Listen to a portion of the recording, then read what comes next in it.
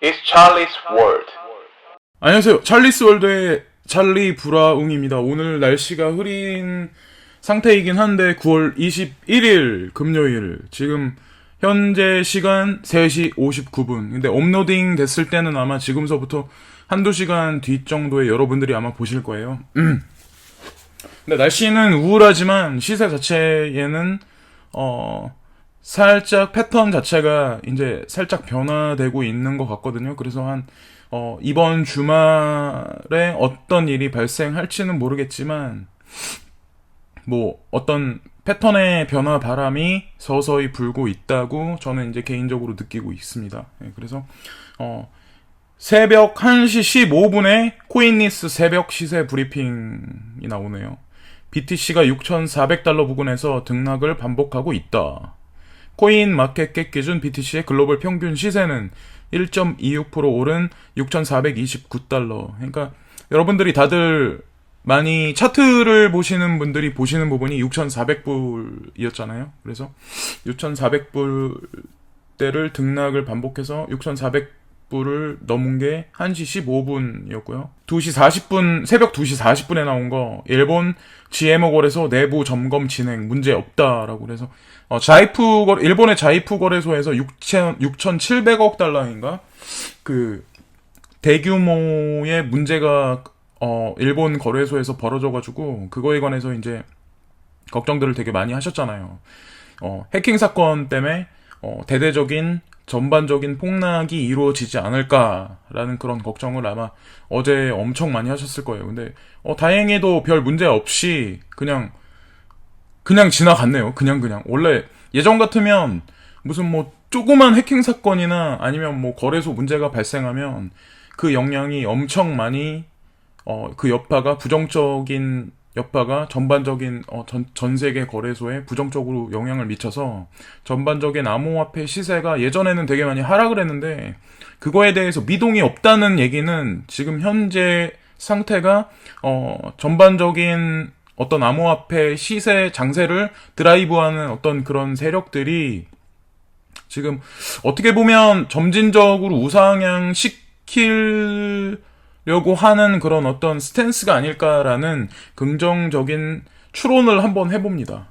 지금 새벽 2시 53분에 나온 뉴스는 와이스 레이팅스 암호화폐 활성화 D앱 아닌 플랫폼이 중요하다라고. 최근 미국 신용평가기관 와이스 레이팅스가 공식 트위터를 통해 거래량이 증가하는 암호화폐에는 한 가지 공통점이 있다고 밝혔다. 이와 관련해 와이스 레이팅스는 실사용 기능 제품, 많은 활성 사용자가 암호화폐 플랫폼에 있는 사용자 가치를 중심으로 토큰 경제를 구축한다. D앱보다는 플랫폼 자체가 중요하다고 설명했다. 예. 플랫폼이 지금 암호화폐 생태계에서 엄청 중요하거든요. 그래서 와이스 레이팅스에서도 그거에 관한 중요성에 관해서 이제 언급하는 그런 안건을 내놨는데, 전반적으로 보면은 그 원래 플랫폼 코인으로서의 성격보다 아니면 뭐 토큰형 성격이 강하거나 아니면은 다른 쪽의 성격이 강한 것들도 가만히 보면 지금 개발자들이 약간 어느 정도 노력을 가미하고 시간이 걸리더라도 플랫폼으로서의 성격을 도입하려는 그런 추세가 되게 많이 벌어지고 있거든요. 그래서 뭐 찰스 호킨스가 다루고 있는 에이다는 원래 플랫폼이고 에이다 말고 뭐 다른 코인들 같은 경우도 이제 전반적으로 그렇게 되고 또 중요한 건 비트메인에서 그리고 일본의 소프트뱅크에서 리플 말고 또 밀어주는 게 비트코인 캐시잖아요. 비트코인 캐시도 마찬가지로 웜홀을 통해서 플랫폼으로서의 어떤 그쪽으로의 개발을 천천히 진행하거나 향후 스탠스를 그렇게 보고 있는 것 같거든요. 그러니까 뭐 캐시 형태로서의 생태계에서 쓰여짐보다는 거기에 가미돼서 플랫폼적으로도 어떤 그 환경 조성을 하려는 그런 노력을 좀 약간 거대 코인 프로젝트는 전반적으로 이제 실행을 하고 있다는 거죠. 거기에 이제 찰스 호킨스하고 관계가 있는 젠캐시라고 있어요. 젠캐시, GZEN. 젠캐시 같은 경우도 플랫폼 코인으로서 진화하려는 노력 중이죠. 현재로서는. 그래서 지금 보시면은 3시 12분 새벽 아식스 업체 창업자 암호화폐 약세장 채굴산업의 호재라고 나왔어요. 암호화폐 전문 미디어 코인데스크에 따르면 비트코인 채굴 아식스 제조업체 이노실리콘 창업자 일렉스 아오가 최근 암호화폐 채굴 산업에 산업 주기가 있다며 현재 약세장이 채굴 산업을 확장하기 좋은 기회다고 밝혔다. 이와 관련해 그는 비트코인 시세가 여러 해 동안 등락을 반복해왔고 여전히 비트코인에 대한 전망이 밝기 때문이라고 설명했다. 아식스 업체 창업자 암호화폐 약세장 채굴 산업의 호재. 그러니까 지금같이 비트코인 시세가 별로 안 좋을 때 거의 채굴 원가에 거의 가까운 지금 현재 장세인데, 이게 한참 시세가 되게 좋을 때 비싼 가격에 아식스 채굴기를 이제 그 채굴장에 들여놓고 이제 임대를 주셔가지고 그거에 관해서 이제 계속해서 다달이 이제 지급받으시는 분들이 좀 피해가 되게 많았죠. 지금이야 이제 그 서비스를 제공받는 게 되게 많이 싸지고 채굴기 자체 가격도 예전보다 이제 많이 하향된 상태이긴 한데, 근데 어쨌든 그분들도 마찬가지로 빗볼날이 분명히 올 거라는 거죠. 분명히 다시 예전 같은 채굴 산업의 호황이 분명히 다시 올 거라는 거. 3시 33분에 크라켄 뉴욕 검찰 조사 활용. 최근 미국 암호화폐 거래소 크라켄 CEO 제시 파월이 트위터를 통해 뉴욕주 검찰총장실이 자체 발표한 보고서를 통해 경쟁 거래소의 정보를 얻을 수 있었다며 제품 개발팀에 많은 시간을 절약해줬다고 밝혔다. 실생활에 쓰여지는 어떤 그런 거에 관해서 점진적으로 지금 내용 자체가 나오고 있는 것 같아요. 그리고 또 이런 얘기는 되게 많이 요즘에 바이낸스 CEO가 그 얼마 전에 한 달 전에도 그렇고 몇 주 전에도 그렇고 여러분들 아마 이 뉴스는 되게 많이 보셨을 거예요. 코인데스크나 코인텔레그래프에서 바이낸스 CEO가 암호화폐 시장이 1000배가 성장할 거라고, 중국 현지 미디어에 따르면 중국계 암호화폐 바이낸스 CEO 자오 창펑이 최근 지난 2010년 비트코인의 첫 주문은 0.03달러에 거래됐고 2018년에 비트코인 시세가 6,000달러까지 증가하며 약 7년 동안 200만 배 성장을 이루었다며 향후 몇 년 안에 암호화폐 시장이 1000배 이상은 성장할 것이라고 밝혔다.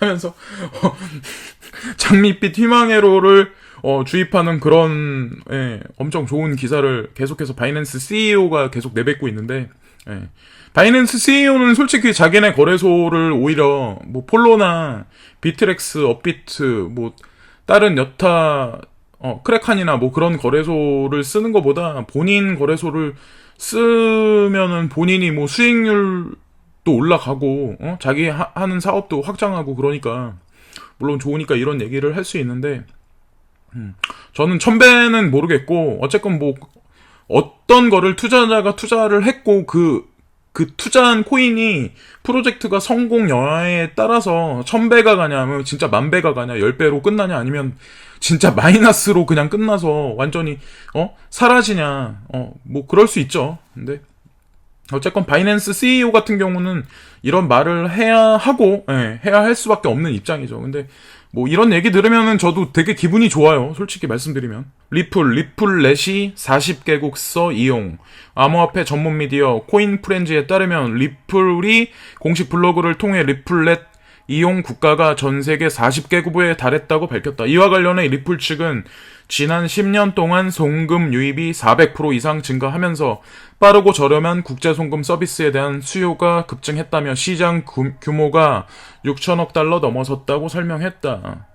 리플에 대한 호재성 기사가 연일 계속 나오면서 리플의 시세가 계속해서 이제 반등을 치고 있고, 어떤 리플 같은 경우는 이제 투자하시거나 트레이딩 하시는 분들이 보실 때 비트 시세나 아니면은 그 밑에 있는 이더리움 시세나 전반적인 암호화폐 시세하고는 엇박자를 이루는 경향이 되게 많거든요. 그래서 만약에 앞으로도 엇박자를, 그러니까 예를 들어서 지금서부터 앞으로 호황장까지 만약에 몇 달 안에 10,000원이 갈 수도 있겠지만, 만약에 그 시기는 정확히 모르죠. 그게 언제가 될지. 중요한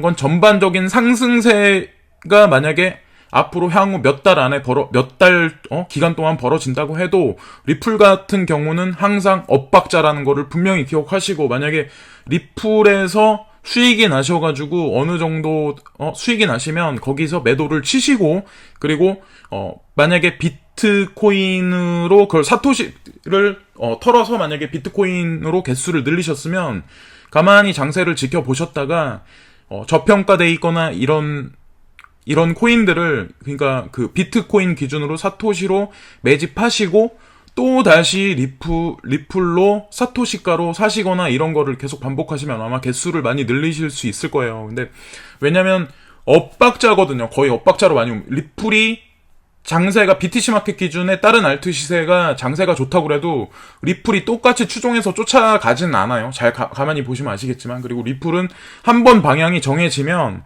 다른 코인이 가만히 있어도 지 혼자 계속 막 빨아당기면서 지 혼자 계속 장세를 이끌어가고 막 그랬던 적이 전례가 몇 번 있었거든요. 그래서 그런 것도 한번 눈여겨서 보시고 앞으로 전망에 관해서도 나쁘지 않다고 판단하시면 포트폴리오에 어느 정도는 추가하셔도 나쁘지 않은 코인이라고 생각을 하고 있어요. 리플이 뭐 예를 들어서 뭐 100만 원 갈 거다 이렇게 예상하시는 분들도 간간히 보이시는데 저는 솔직히 네, 그거에 대한 언급은 안 하겠습니다. 여기 보시면은 이것도 좀 암호화폐 전문 조사 기관 Gcash가 보안성이 가장 우수. 암호화폐 전문 조사 기관 디지털 에셋 리서치가 Gcash를 가장 중요한 암호화폐 중 하나, 가장 개인정보 보호가 뛰어난 암호화폐로 선정됐다. 이와 관련해 해당 기관은 Gcash가 영지식 증명을 이용하여 결제 보안성을 강화했다고 전했다라고 나죠.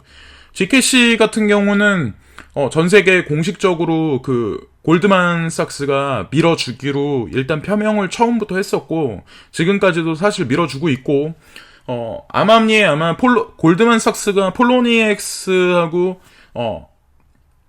그 서클이란 자회사를 통해서 자금이 이제 주입되기 때문에 향후에도 Gcash가 골드만삭스 위주로 운영되는 암호화폐 생태계에 어떤 영향을 미치고 그럴지는 저는 모르겠어요. 근데 개인적으로 생각했을 때 그렇잖아요. 그 골드만삭스가 Gcash를 밀어주겠다고 분명히 공식적으로 표명을 했기 때문에 그냥 시세로 그냥 그렇게 흘러가게 냅두진 않을 거라는 거죠. 그리고 중요한 거는 여기 보시면은 익명성 코인, 예를 들어서 제가 한 가지만 또 다시 한번, 익명성 코인은 어떻게 될까요? 망할까요? 흥할까요?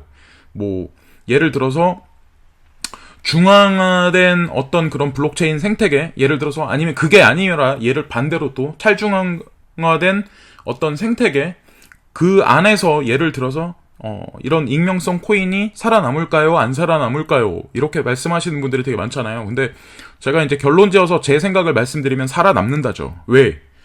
골드만삭스라는 어떤 그 금융기업 주체가 예를 들어서 전 세계에 발언권이 엄청나고, 그리고 실제로도 시장의 영향력이 엄청나잖아요. 그러니까 그 서클 자회사를 통해서 폴로니엑스 지분을 60% 이상 그렇게 확보를 했다는 얘기는 거의 자기네가 그 폴로니엑스 자체를 쥐고 흔들 거라는 얘기인데, 거의 자기네 주체적으로 보세요.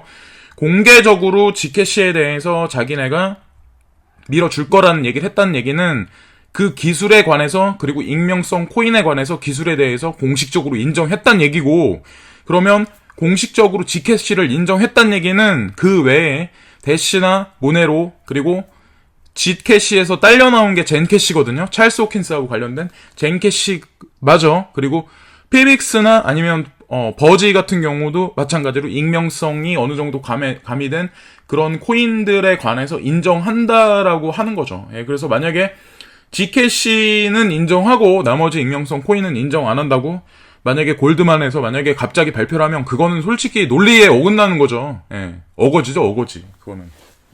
그러니까 그렇게 보시면 되지 않을까 생각을 해요. 제가 말하는 게 어떻게 보면 어거질 수도 있는데 그냥 상식선에서 논리적으로 모든 걸 생각을 하자고요. 그리고 여기 보시면은 트론이 D 앱 개발 도구 발표. 그래서 트론에 대해서 되게 많이 걱정하시는 분들이 되게 많고 시세 하락에 대해서 되게 많이 걱정하시는 분들이 되게 많아요. 근데 중요한 거는 제가 이것도 하나 말씀드릴게요.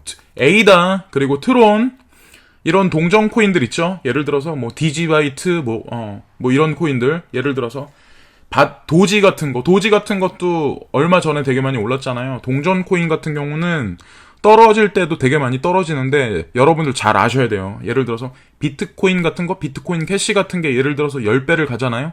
비트코인이 700인데 7천을 가거나 1억을 찍잖아요. 그러면 자 보세요. 트론이나 에이다 같은 거는 떨어져서 그게 오를 때는 상승률이 더 커요. 예. 그거를 아셔야 돼요. 그러니까 떨어질 때도 무섭게 떨어지지만 상승률도 엄청나다는 거를 인지를 하시면서 트레이딩을 하시고 그리고 이거에 관해서 매집을 하시라는 거죠. 예. 그래서 동전 코인이라고 해서 다 똑같은 게 아니라 그 사람들이 많이 그 언급을 하거나 아니면은 연구개발진이 계속해서 로드맵대로 뭔가 추진하는 그런 코인들은 만약에 시세가 엄청나게 떨어졌다고 해도 걱정을 많이 하지 마시고 그거에 관해서 손절하시기 전까지는 본인이 사신 그 가격 이상은 분명히 갈 거니까 작년 이제 그 불장에서 사셨던 분들까지도 그러니까 그거에 관해서는 너무 많이 걱정을 많이 하지 마시라는 거죠. 예. 올라갈 때도 떨어질 때만큼 똑같이 올라가요. 상승세가. 예. 왜? 동전 코인이기 때문에 세력들이 갖고 놀기 되게 쉽거든요. 그래서 아침 6시 58분 BTC 5분간 1.14% 상승. 코인데스크 SEC 바네크 ETF 승인 보류 가능성 유네요. 암호화폐 전문 미디어 코인데스크 미국 증권거래위원회의 바네크 솔리드 X 비트코인 ETF 심사에 대해 최종 결정은 내년 2월까지 연기될 가능성이 있다고 전했다. 앞서 SEC는 지난 8월 22일 프로셰어스와 디렉시옹 그리고 그랜트 쉐어사가 제출한 ETF 승인 요청을 반려한 바 있다. 승인 거절이 아니라 승인 보류 가능성이라고 하면서 내년 2월까지 연기될 가능성이 있다고 진단했다라고 얘기를 한 거죠. 그러니까 계속해서 이제 보류만 시키면서 점진적으로 생태계 구성이나 정부에서 이제 뭐 세제안이나 아니면 그 암호화폐 생태계 구성에 대한 전 세계적인 어떤 그 법 관련 규제안에 관해서 전 세계 정부가 이렇게 제가 개인적으로 생각했을 때는 그거에 관해서 계속해서 이제 마련을 해 나가고 계속해서 교류를 하면서 뭐 G20에서도 향후 발표를 분명히 할 거고 세계에서도 뭔가 이런 사항에 대해서도 발표를 할 거고 한국 정부에서도 마찬가지로 이런 거에 관해서 이제 발표를 할 거라는 거죠. 그게 뭐 예를 들어서 동과 서양이 그리고 뭐 이게 딱 분리돼서 생각을 하지 마셔야 되는 게 지금 아시겠지만 전 세계 기구는 앞에서 보면은 전쟁이 나고 서로 이념 전쟁 뭐 아니면 물리적 전쟁, 무역 전쟁을 하는 것 같지만 알고 보면 예를 들어서 음과 양 그리고 중국과 미국 뒤에 있는 그림자 세력, 그림자 금융 세력은 어차피 그놈이라는 거죠. 예. 그래서 제가 이런 말씀 드리면 너무 심하다 이렇게 너무 무슨 음모론만 너무 막 이렇게 그러실 분들도 분명히 계시지만 그 이면에 있는 거를 파헤치고 이렇게 잘 연결해서 뉴스를 이렇게 되짚어 보시면 제가 왜 이런 말을 하는지 아마 아실 수도 있어요. 여기 보시면은 이거 되게 중요한 뉴스 같아요. 서클 인베스트 아시죠? 서클 골드만에서 이제 만든 거죠. 그리고 서클 인베스트가 폴로니엑스의 자금줄이고 같이 커넥션이 이루어지고 있는 어떻게 보면 골드만삭스 금융그룹의 그리고 중간다리 브리칭 역할을 하는 게 아마 서클 인베스트 같거든요. 그래서 서클 인베스트가 이오스, XLM, 스텔라 루멘스죠. 그리고 ZRX 그리고 큐텀 추가 지원이라고 나왔잖아요. 그래서 여기도 다시 보시면 제가 한 번 더 말씀드릴게요. 서클 인베스트 하면 미국 위주의 그렇게 움직이는 기관 같지만 자 보세요. 여기서 이오스는 댄 라이머 기반의 그런 코인이잖아요. 근데 이오스의 70% 이상 투자된 자금이 중국 돈이죠. 그리고 그 다음에 XLM, 스텔라 루멘, 특징이 IBM에서 대대적으로 밀어주고 있는 코인이고, 질리카, 그리고 ZRX 같은 경우도 플랫폼 코인으로서 유명하죠. 그리고 이거는 서구 중심으로 된 거고, 그 다음에 나온 게, 마지막으로 나온 게 큐텀이죠. 큐텀 추가 지원해라. 큐텀 중국 코인이잖아요. 근데 서클 인베스트에 큐텀까지 얘기해서 추가 지원한다고 얘기를 했잖아요. 그러니까 제가 계속해서 말씀드리지만 중국과 서양에 대해서, 그러니까 뭐 미국과 중국 코인 이거에 관해서 딱 이념 분쟁이나 이런 걸로 하지 마시고 그냥 기술적인 거, 그리고 그 비하인드에 자금 흐름이 어떻게 움직이냐를 그거를 포커스로 맞춰서 보셔야 된다는 거예요. 이거에 관해서 이상하다고 너무 이념적으로만 딱 50% 반반 이렇게 생각을 하시면 이게 말이 돼요. 논리가 안 서잖아요. 그러면 그렇게 따지면 제가 말하는 개념이 더 맞는 거죠. 상식적으로. 지금 보시면 암호화폐 미디어 크립토 닌자에 따르면 골드만삭스가 투자한 미국 블록체인 스타트업 서클이 21일 자체 암호화폐 투자 어플리케이션 서클 인베스트에 EOS, XLM, ZRX, 큐텀을 추가 지원한다고 발표했다. 해당 애플리케이션은 앞서 BTC, BCH, ETC, LTC, 그리고 ZEC, XMR의 투자 서비스를 제공한 것으로 알려졌다라고 나오죠. 지금 여기 나와 있는 서클 인베스트먼트에 등재되거나 여기 지금 서비스를 한다는 그런 코인들 이니셜을 잘 기억해 두세요. 예. 코인베이스에 등재된 코인 못지않게 여기 지금 올라가 있는 코인들도 되게 중요한 코인이에요. 지금 보면 서클 인베스트먼트에서 밀어주는 코인의 익명성 코인 중에 골드만은 대표적으로 밀어주는 ZEC가 여기 등재가 됐고, XMR, 그러니까 모네로도 여기 투자 서비스 제공한다고 분명히 나와 있죠. 그러니까 제가 말씀드렸죠. 익명성 코인에 관해서 걱정하지 마시라고, 예, 제가 말씀드렸죠. 예. 그거에 관한 논리적인 반증이 이 문장 하나에 다 있는 거죠. 그리고 여기 보시면은 IBM 드론 보안 관련 블록체인 특허 출원 암호화폐 미디어 CCN은 미국 특허청에 20일 발표한 문건을 이용 IBM이 드론의 보안성을 제고할 수 있는 블록체인 기술 특허를 출원했다고 보도했다. 이는 블록체인의 위변조가 불가능한 특징을 통해 드론의 비행 데이터를 안전하게 관리할 수 있는 시스템 기술로 IBM은 2017년 3월부터 해당 기술에 대한 특허 출원을 진행해 온 것으로 알려졌다라고 나오죠. 제가 이거 다시 한번 말씀드릴 게 있는데, IBM에 투자되어 있는 전체 지분 중에 과반수 이상 상당수를 차지하고 있는 게 워렌 버핏이라는 그분 자금이 상당수가 많이 포함되어 있고, 여러분들 다들 아시다시피 이쪽에 아마 좀 어느 정도 계속 계셨던 분은 아마 아실 거예요. 워렌 버핏이 이 암호화폐 시장에 관해서 어떤 말을 했는지에 관해서, 예, 상당히 부정적인 얘기를 거듭 계속해서 강조해서 계속 얘기를 했었죠. 근데 보세요. IBM이 블록체인 특허에 관한 어떤 그런 거에 관해서 전 세계에서 2위 자리를 차지하고 있고, 알리바바가 1위, 그리고 세 번째가 마스터카드라고 말씀드렸잖아요. 그리고 이것도 하나 말씀드릴게요. 전 세계에서 IT 관련해서 가장 많은 특허권을 보유하고 있는 게 IBM이에요. 그것도 분명히 알아두셔야 돼요. 그리고 여기 보시면 크레이그 라이트가 BTC 상업적 시스템이자 통화 상품으로서 가치는 적다라고.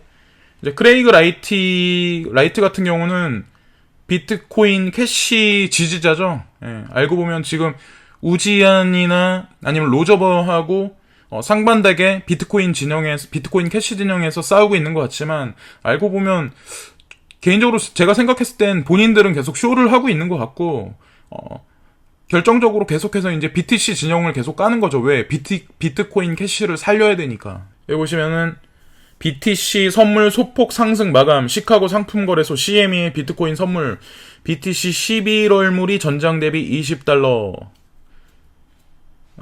6,395달러의 거래를 마쳤다. 또한 시카고 옵션 거래소 1252의 비트코인 선물 XBT 11월물은 $7.50, 0.12% 오른 6,405달러의 거래를 마쳤다. 그러니까 이게 되게 어려운 거라. 이게 지금 보면 여기 보시면은 6,400달러 라인에서 계속 장난을 치고 있는 거잖아요. 그러니까 차트로 보고 그거에 관해서 코인데스크나 코인텔레그래프나 뭐 계속해서 차트를 보시고 하시는 분들이 있으면 그거를 추종하는 어떤 사람들, 그러니까 유튜버들이 이런 거를 발표를 하면 그거에 따라서 이제 좀 트레이딩을 하시는 분들도 되게 많은데 애매하죠. 예. 좀 애매해요. 여기 S&T 스테이터스 아시죠? 스테이터스도 업비트에서 되게 많이 펌핑을 자주 이뤘었잖아요. 예, 작년도에 이더리움 기반 모바일 앱, 브라우저 및 메신저 스테이터스가 최근 공식 채널을 통해 다음 주에 0.9.28 버전이 출시될 예정이라고 공지했다. 해당 버전에서는 앞서 제기됐던 일부 프라이빗 키 무효와 관련 버그가 수정된 것으로 나타났다. 코인 마켓캡 기준 S&T는 현재 8.20% 오른 0.036417달러에 거래되고 있다. 라고 나오네요. 예. 스테이터스도 ICO부터 한국 시장의 마케팅을 대대적으로 하고 많이 팔았죠. 그래서 보유하고 계시는 분들도 되게 많았었죠. 예, 그런 코인인데 어쨌건 지금까지 개발을 계속해서 나오고 있고 코인니스에 언급이 되고 있는 거 보니까 뭐 딱 대놓고 스캠은 아닌 것 같아요. 팀 드레이퍼 블록체인 인터넷보다 역량이 크다. 미국 금융 및 투자 전문 미디어 더 스트리트에 따르면 실리콘밸리 벤처 투자자 팀 드레이퍼가 최근 나는 여전히 BTC가 오는 2022년 5만 달러까지 상승할 것이라고 믿는다고 밝혔다. 이와 관련해 그는 블록체인이 경제에 미치는 영향은 인터넷보다 클 것이다 라며 인터넷이 변화시킨 것은 정보, 통신, 게임 등 분야지만 블록체인은 금융업 자체를 변화시킬 것이라고 덧붙였다 라고 얘기했는데 문장이 되게 짧은데 함축되어 있는 의미가 되게 커요. 그죠? 팀 드레이퍼가 얘기했을 때 마지막 쪽에 보시면 인터넷이 변화시킨 것은 정보, 통신, 게임 분야지만 블록체인은 금융업 자체를 변화시킬 것이다. 그러니까 지금 보시면 5G 세상으로, 그러니까 생태계로 계속 가면서 통신 산업이 먼저 3G 지금에서 이제 버즈를 지나서 5G로 이제 가기 직전 상태인데 현재 어떤 인터넷 통신 자체가 근데 지금 보시면 만약에 선이 없고 무선 통신으로서도 기가바이트가 서로 이렇게 상호 통신이 가능하고 초단위 사회로 만약에 그런 생태계가 구성이 되면 그거 지금에서 우리가 사용 못하는 어떤 그런 것들 있잖아요. 여러 가지 것들. 그리고 IoT가 모든 사물에 모든 자동차의 전자기기에 그게 들어가고 각 사람과 사람이 지금 그냥 개인적으로 생활에 쓰고 있는 어떤 개인적인 웨어러블 플랫폼 같은 것도 결정적으로 그게 금융하고 다 연결이 되면 진짜 초단위 사회에서는 모든 게 다 가치 기준이 지금하고 다 이제 틀려지는 거죠. 그래서 그거에 관한 이해를 조금 자세히 하시려면 책을 많이 보시고 그리고 저도 이거에 관해서 지금 장황하게 말씀을 드리는 것보다 이런 내용은 좀 약간 영상에서 따로 한번 다루는 게 나을 것 같아요. 그래서 여기 보시면은 게임으로 지금도 이제 그 프로게이머는 밥을 먹고 사는데 저는 이제 개인적으로 그런 생각 하거든요. 스티븐 스필버그의 레디 플레이 원인가 그 영화에서 보시면은 일반 개인이 VR을 쓰고 그 안에 들어가서 뭔가 게임에서 우승을 하고 뭔가 그 사람이 그 VR 안에 들어간 그 인물 자체가 뭔가 행위를 해서 거기서 뭔가 얻어지는 게 있으면 그게 이제 코인으로서 왔다 갔다 하잖아요. 그런데 그게 그리고 현실 세계하고 접목이 되고 그런 생태계 구성이 분명히 우리가 생각하는 것보다는 일찍 올 거라는 거죠. 그래서 지금 직장을 다니시고 아니면 직장을 다니지 않으시는 분들 그리고 장사를 하시는 분들 사업을 하시는 분들 여러 가지 어떤 다단하게 어떤 그런 지금 수익을 내서 나쁘지 않게 활동을 하시는 분, 폐업 직전에 있으시는 분들도 계시겠지만 중요한 건 앞으로 다가오는 시대에는 모든 게 다 손바닥 뒤집듯이 변할 수도 있다는 거죠. 기득권자는 물론 기득권 자리를 계속해서 차지하려고 노력을 하겠지만 그런 사람도 있는 반면에 그렇지 못한 사람도 분명히 등장을 할 거라는 거죠. 그래서 이번 기회에 잘 눈치를 채시고 코인 투자를 적절하게 잘 하셔가지고 될 수 있으면 향후 다가오는 시절에 기득권 자리는 아니더라도 그래도 돈에 구애받지 않는 자유로운 삶을 저를 구독해주시는 분, 시청해주신 모든 분들이 그렇게 사셨으면 좋겠습니다. 여기 보시면은 또 규제에 관한 그런 내용이 나왔어요. 미국 SEC 집행부 대표 불법 ICO에 대해 추가적 규제 적용이라고 나왔죠. 암호화폐 전문 미디어 CCN에 따르면 미국 증권거래위원회 집행부 공동대표인 스테파니 아바키안이 지난 20일 항유 규제 기간은 SEC의 ICO 등록 요구를 따르지 않은 프로젝트들보다 실질적인 조치를 취할 것이라며 ICO는 그 참신함과 유혹성으로 투자자들의 관심을 받고 있지만 실질적인 실생활 응용이 가능한 제품의 부족, 그리고 그거 사실이잖아요. 그리고 비즈니스 모델의 결함, 그리고 빈번히 발생하고 있는 사기 등 하이리스크가 존재한다. 반면 뜨거운 ICO 열기에 이 같은 리스크는 주목받지 못하고 있다고 지적했다. 또한 그는 SEC는 관련 사기를 예방할 수 있는 ICO 규제 방법을 모색하고 있다고 덧붙였다라고 얘기가 나오는데, 적절한 규제안이 제가 계속 강조해서 말씀드리지만 분명히 ETF 승인이 만약에 내년에 난다고 쳐도 그 전에 분명히 각국 정부, 그리고 이런 미국 증권거래위원회, 그리고 암호화폐 전문 미디어 CCN이라고 나오잖아요. CCN에서도 마찬가지로 어떤 그거에 관해서 그런 CCN은 이제 미디어잖아요. 미디어. 그러니까 코인데스크와 코인텔레그래프 같은. 근데 그런 데가 다 종합적으로 이런 거에 관해서 규제안을 내놓는 거에 관해서 같이 동참해서 합쳐서 아마 분명히 뭔가 규제안이 그러니까 이번 연도 말까지는 분명히 정비가 되고 내년으로 들어서면서 아마 대대적인 상승을 위한 매스미디어의 결합, 그러니까 매스미디어도 마찬가지로 거기에 이제 가세를 해서 아마 상승세에 부채질을 하지 않을까라는 생각을 해요. 예.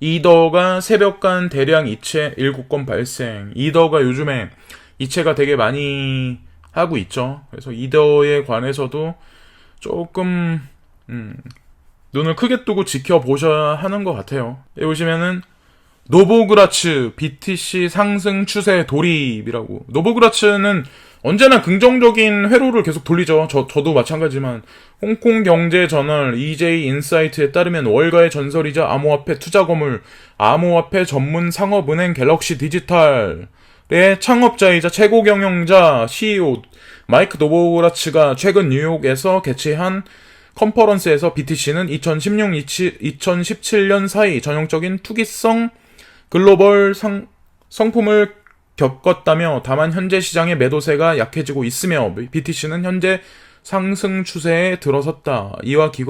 이에 기관들이 속속 암호화폐 시장에 진입하기 시작할 것이라고 전망된다고 진단했다. 그는 앞서 2018년 암호화폐 시장은 이미 바닥을 찍었다. 곧 본격적인 반등이 시작될 것이라고 주장한 바 있다. 그래서 노보그라츠의 희망회로가 섞인 뉴스네요. 예. 그래서 이 뉴스가 나온과 동시에 상승세로 돌아선 것도 사실이고, 또 어떤 영향이 이제 향후 장세에 어떨지 모르겠지만, 저는 솔직히 그렇게 생각하거든요. 대폭락은 진짜 안 오지 않을까라는 생각을 해요. 다시 한번 이제 말씀을 드리지만, 왜냐면 그렇지 않을까요? 근데 이 세력들은 어차피 골드만삭스 다 이제 관련이 돼 있고 소프트뱅크의 손정희도 관련이 돼 있는데, 그냥 상식적으로 생각을 해보면 지금 BTC가 700 몇십 불이잖아요. 그러니까 700만 몇십만 원이잖아요. 한국 돈으로 따졌을 때. 그리고 알트코인 같은 경우는 되게 많이 떨어져 있는 상태잖아요. 근데 예를 들어서 비트코인이 예를 들어서 대폭락을 해서 예를 들어서 3,000불이 떨어져가지고 그걸 기다리시는 분들 있잖아요. 예. 그러니까 400만 원대 이렇게. 그러면 알트는 오죽하겠어요. 그렇게 따지면. 저는 만약에 그렇게 되면 시장 붕괴라고 생각을 하거든요. 그러면 만약에 그렇게까지 심리적으로 완전히 밟아서 뭉개진 시장에 과연 그 이상의 투자할 사람이 있냐라고 보는 거죠. 예. 그리고 불신이 지금도 많고, 투자할 거리가 못 된다고 하는 사람들이 되게 많은데, 더 이상 투자하지 않을 거라고 생각을 하거든요. 만약에 시장이 그렇게까지 폭락을 하면. 예. 제 희망회로일 수도 있는데, 아니, 그냥 이것도 마찬가지로 그냥 상식선에서 생각을 해보자고요. 예를 들어서 700만 원에서 이것도 10개월 동안 끌어왔는데 여기서 또 반이 까진다. 글쎄요. 저는 글쎄요라고 몇 개 말을 못할 것 같아요. 여기 보시면은 비트코인 톡 새로운 커뮤니티 비트코인 캐시톡 출시라고 나왔네요. 암호화폐 전문 미디어 비트코인.com에 따르면 BTC 커뮤니티 비트코인 톡이 데스크탑 버전 웹사이트를 신설할 것으로 나타났다. 기존 커뮤니티가 각종 논쟁 및 검열로 인해 많은 이용자들의 사용이 금지된 것에 반해 해당 커뮤니티는 독립적이며 검열에 자유롭다는 게 해당 커뮤니티 개발자의 설명이다.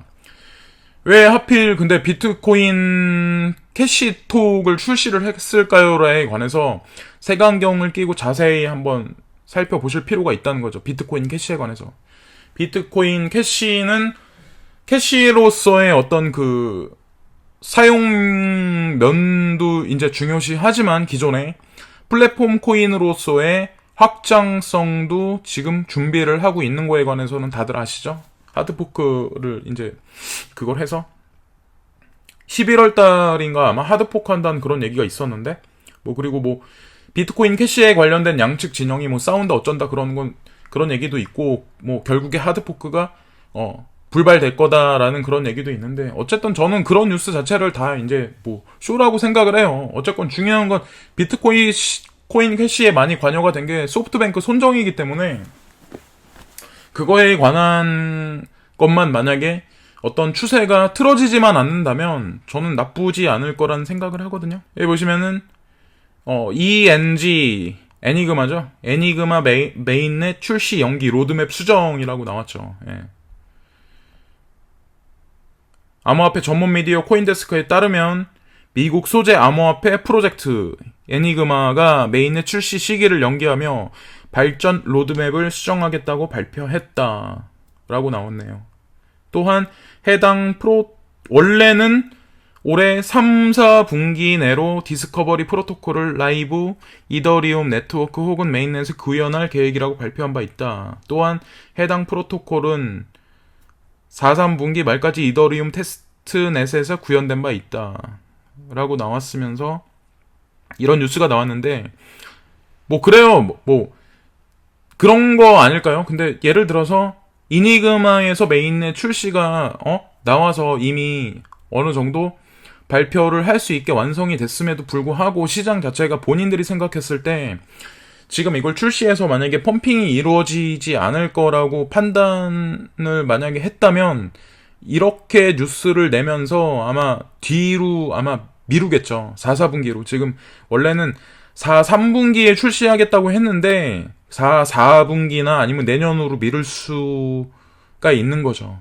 그래서 메인넷 출시 연기, 로드맵 수정 이런 거에 관해서 너무 안 좋게만 보지 마시고 본인이 투자한 코인의 로드맵대로 이제 계속 가고는 있는데 딜레이 시키거나 이런 거랑 아니면 시장 상황하고 같이 맞물려서 보셔야 된다는 거죠. 이 사람들도 머리를 가진 사람들이기 때문에 지금 장세가 호전적으로 변해가고 있는 상태에 그리고 알트 시장이 붐이 일어나는 상태에서는 되게 약간 호재성 기사만 터뜨려도 그게 되게 극대화돼서 펌핑이 크게 일어나는데 지금 같은 장세에서는 아무리 거대한 아무리 중요한 어떤 프로젝트에 대한 로드맵에 관한 완성에 관해서 언급을 하고 뉴스를 출시했다고 해서 그거는 결국 돌아오는 건 없다는 거죠. 시장 자체가 묵살해버릴 수밖에 없으니까 이렇게 할 수밖에 없죠.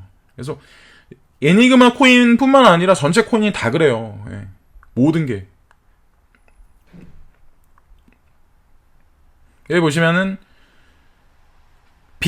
이더도 많이 움직이고 있는데 지금 보시면은 BCH 대량 이체 발생 14만 BCH 규모라고 하면서 비트코인 캐시에 관해서도 계속 오르락내리락 하죠. 근데 제가 코이니스 뉴스는 계속해서 말씀드릴 거지만 이런 뉴스를 만약에 계속해서 주기적으로 계속 많이 보시잖아요. 대량 이체 거래가. 그러면 분명히 뭔가 일어날 거라는 거에 관해서 이제 그걸 하는 거죠. 냄새를 풍기고 있는 거죠.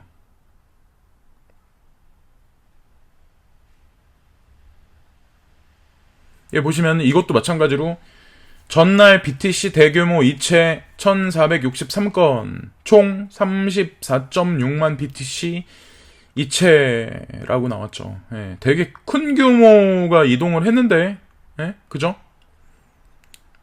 이렇게 나오면서 지금 위에 보시면 BTC 5분간 1점 몇 프로 올랐다고 나와 있네요. 제가 지금 시세가 얼마인지 모르겠지만 어쨌건 중요한 건 12시 43분에 이런 얘기가 나왔고 대량 이체가 계속 지속적으로 이렇게 발생한다는 얘기는 뭔가 지금 시장 변화가 계속 패턴 자체가 변하고 있다라는 거에 관해서 얘기를 하는 것 같거든요. 그리고 마지막에 제일 위에 보시면 베네수엘라 대통령 페트로 국제 거래에 사용할 것이라고 나왔네요. 그러니까 베네수엘라 대통령이 지네가 발행한 페트로 국제 거래에 사용할 것이라고 말한 것도 되게 중요하지만 이거에 관해서 전 세계가 그리고 어떻게 반응하냐에 관해서도 되게 중요하거든요. 그래서 한번 볼게요. 러시아 현지 미디어 스푸트니크에 따르면 니콜라스 마두로 베네수엘라 대통령이 정부가 지원하는 암호화폐 페트로를 오는 10월 1일부터 국제거래에 사용할 것이라며 전세계 상품 교환 및 구매 환전의 수단이 될 것이라고 밝혔다. 그러니까 10월 1일날 국제 뉴스에 반응이 어떻게 나올지를 예의주시해서 한번 보자고요. 얼마 안 남았으니까. 근데 베네수엘라 대통령이 자 페트로에 관해서 이제 뭐 사용을 하겠다고 그거에 대해서 용인하라고 전 세계에 이제 주장을 했는데 그거에 대해서 어떤 나라가 어떤 언급을 하며 그리고 미국이란 나라, 중국이란 나라, 그리고 러시아란 나라들이 이거에 관해서 도대체 무슨 피드백을 줄지에 관해서 한번 관찰을 해보자고요. 분명히 뉴스가 나올 거예요. 그때쯤. 그래서 일단 코인니스에 나온 뉴스는 여기까지 드리고 그리고 이제 조금 중요한 뉴스가 하나 있어요. 지금 보시면은 두나무 이서구 대표가 한국 블록체인 협회 이사로 선임이라고 나와있죠. 이분 관상도 되게 좋으시네요. 이서구 대표가 한국 블록체인 협회 이사로 선임이라고 나왔죠. 이게 아마 어저께자로 아마 나왔을 거예요. 가상화폐 거래소 업비트를 운영하는 두나무 이서구 대표가 한국 블록체인 협회 이사로 선임됐다. 한국 블록체인 협회는 20일 서울 강남구 대치평생학습관에서 열린 임시총회에서 이서구 대표를 신임 이사로 추천, 만장일치로 새롭게 선임했다고 밝혔다. 만장일치예요. 잘 기억을 해주세요. 신임 이서구 이사는 서울대학교 동양사업과 학사, 하와이 주립대학교 중국학 석사, 그리고 루이스 앤드 클라크 대학교 법학 박사 과정을 밟았다. 이후 중앙일보 기자, 한국 IBM 고문, 변호사, NHN 법무 및 경영정책 담당 이사, NHN 미국 법인 대표, 카카오 공동대표 등을 거쳐 조인스 공동대표를 역임했다. 현재는 업비트를 운영한 두나무 주식회사의 대표이사로 재직 중이다. 이서구 이사는 한국 블록체인 협회의 새로운 등기 임원으로 블록체인 생태계 조성과 관련 규제 마련에 힘쓰겠다고 소감을 밝혔다. 이서구 이사의 한국 블록체인 협회 임기는 2년이다. 저는 이거 되게 중요하게 보거든요. 이 기사 자체를. 두나무 이서구 대표를 한국 블록체인 협회 이사로 선임. 자, 향후 지켜보세요. 이제 업비트가 어떻게 움직이는 거에 관해서. 근데 이거랑 맞물려서 제가 마지막으로 하나만 더 말씀드릴게요. 이것도 되게 중요해요. 이걸 보셔야 연결이 돼요. 여기 보시면 이게 2014년 10월 24일 날 나온 뉴스죠. 웹 방화벽 와플 일본 클라우드 시장에서도 인기라고 나와 있죠. 여기 보세요. 소프트뱅크 텔레콤 화이트 클라우드 제휴 런칭 2년째라고 나오죠. 여기 보시면 펜타 시큐리티는 이미 지난 2012년 12월부터 일본의 소프트뱅크 텔레콤 주식회사 대표 손정희 이하 소프트뱅크 텔레콤과 제휴하여 클라우드형 웹 방화벽을 제공해왔다. 일본의 전기통신 사업 대기업인 소프트뱅크 텔레콤은 SAS, IaaS, 게이트웨이 네트워크의 카테고리 구성된 화이트 클라우드 다양한 클라우드 서비스를 제공하고 있으며 이미 일본 내 많은 기업 고객들을 확보하고 있다. 라고 나오죠. 그러니까 이 뉴스에서 말해주는 게 뭐냐면 이게 2014년도니까 좀 약간 지난 뉴스긴 한데 이미 지금 현재 두나무 그 대표인 이서구 그 대표랑 그 손정희가 어떻게 보면 이미 예전서부터 눈에 보이지 않게 어떤 그 친분 관계도 있고 이 업계에서 서로 알게 모르게 그러니까 손정희가 어떻게 보면 뒤를 봐주고 있을 수도 있다는 거에 관해서 이 뉴스 하나만 보면 어떻게 보면 이제 약간 개싱을 할 수 있다는 생각을 하거든요. 그래서 제가 다시 한번 말씀드리면 손정희라는 인물이 그러니까 예전서부터 그러니까 이 이서구 대표에 관해서 뉴스를 찾아보시면 2004년도부터 아마 뉴스가 아마 되게 많이 나올 거예요. 이래저래. 근데 표면적으로 드러나진 않는데 중요한 건 손정희라는 인물 자체가 보면은 그 괜찮다고 판단하는 그런 인물들 있잖아요. 예를 들어서 그러면 약간 되게 나이가 어릴 때부터 잘 보고 이렇게 잘 트레이닝을 시키고 자기가 구성한 생태계에 도움을 줄 수 있고 도움도 주고 자기도 도움을 받을 수 있는 그런 걸 알게 모르게 되게 잘 하고 있는 사람 같아요. 예, 그래서 이서구 두나무의 대표인 이서구 그분이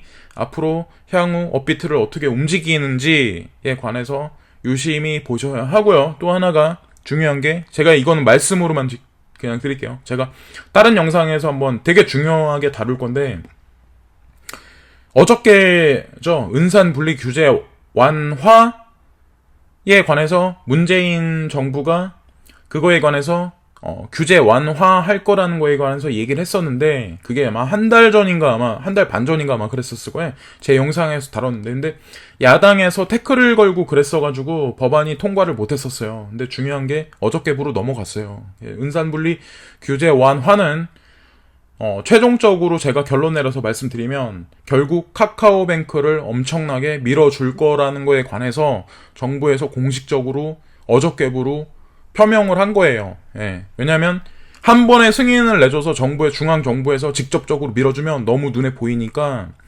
야당에서 그런 식으로 하고 법안이 통과 안 되는 것 같이 살짝 밀어놓은 상태에서 어저께 문재인 대통령이 그러니까 다시 한국에 들어오시면서 그것도 같이 이렇게 처리를 해서 이제 패스를 한 것 같거든요. 그래서 그거에 관해서 좀 약간 생각을 많이 해보셔야 된다는 거죠. 예, 그래서 너무 걱정을 많이 안 하셔도 된다는 거죠. 왜? 정부에서 밀어주니까 카카오뱅크를. 그래서 카카오뱅크하고 그 업비트하고 이제 향후 어떤 움직임이 있을 거라는 거에 관해서 한번 조사를 한번 해보시고 한번 그냥 상상도 한번 해보시고 그러시면 되게 재미있는 시간이 아마 될 것 같아요. 예, 그래서 오늘 영상은 이 코인뉴스를 대표하는 모든 뉴스들은 이것으로 오늘 마치고 제가 이 안건에 관한 거는 제가 조금 디테일하게 설명을 다른 영상에서 다시 한번 드리겠습니다. 예, 지금까지 찰리스월드의 찰리 브라웅이었고요. 예. 호황장에서 반드시 수익 나시고 손절하시 마시고 끝까지 살아남아서 다들 S63AMG 탈 수 있는 그날까지 화이팅. 예. 다같이 화이팅!